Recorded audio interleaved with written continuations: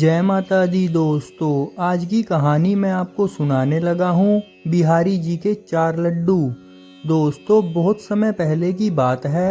वृंदावन में श्री बांके बिहारी जी के मंदिर में रोज पुजारी जी बड़े भाव से सेवा करते थे। वे रोज बिहारी जी की आरती करते, भोग लगाते और उन्हें शयन कराते और रोज 4 लड्डू भगवान के बिस्तर के पास रख देते थे। उनका यह भाव था कि बिहारी जी को यदि रात में भूख लगेगी तो वे उठकर खा लेंगे। और जब वे सुबह मंदिर के पट खोलते थे तो भगवान के बिस्तर पर प्रसाद बिखरा मिलता था। इसी भाव से वे रोज ऐसा करते थे। एक दिन बिहारी जी को शयन कराने के बाद वे 4 लड्डू रखना भूल गए। उन्होंने पट बंद किए और चले गए। रात में करीब 1-2 बजे थे।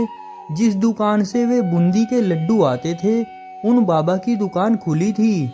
वे घर जाने ही वाले थे, तभी एक छोटा सा बालक आया और बोला, बाबा मुझे बूंदी के लड्डू चाहिए। बाबा ने कहा, लाला लड्डू तो सारे खत्म हो गए, अब तो दुकान बंद करने जा रहा हूँ। वह बोला, आप अंदर जाकर देखो, आपके पास 4 लड्डू रखे हैं। पर बाबा ने अंदर जाकर देखा तो उन्हें 4 लड्डू मिल गए, क्योंकि वे आज मंदिर नहीं गए थे।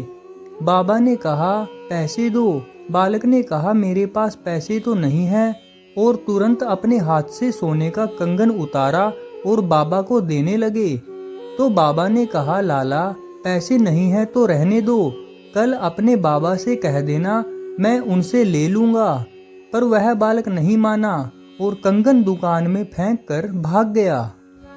सुबह जब पुजारी जी ने पट खोला तो उन्होंने देखा कि बिहारी जी के हाथ में कंगन नहीं है। यदि चोर भी चुराता तो केवल कंगन ही क्यों चुराता।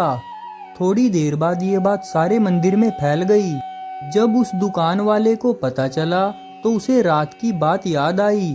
उसने अपनी दुकान में कंगन ढूंढा और पुजारी जी को दिखाया और सारी बात सुनाई।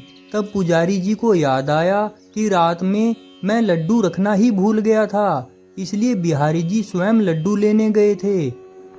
यदि भक्ति में भक्त कोई सेवा भूल भी जाता है तो भगवान अपनी तरफ से पूरा करा लेते हैं। तो दोस्तों, आपको कैसी लगी ये कहानी? प्लीज लाइक, शेयर और कमेंट करके जरूर बताना। और मेरी आने वाली कहानियों को सुनने के लिए चैनल को सब्सक्राइब करना ना भूलना। जय माता दी, जय श्री कृष्णा।